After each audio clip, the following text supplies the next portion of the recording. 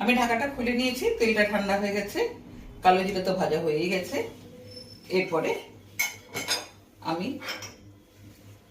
কাঁচা লঙ্কা ফোড়ন দেবো। এবার গ্যাসটা জ্বালাবো।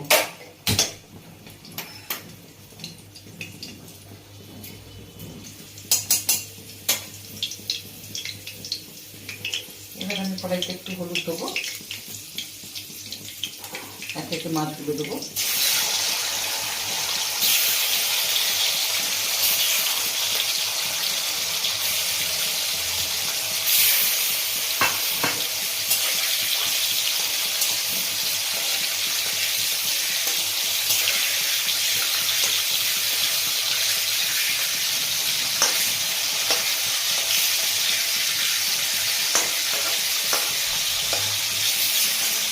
কালো জিরা